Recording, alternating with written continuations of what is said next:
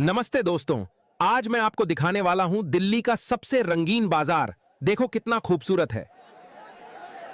नमस्ते दोस्तों, आज हम आए हैं इस मशहूर चाट कॉर्नर पे। यहाँ की चाट, गोलगप्पे और समोस बहुत फेमस हैं।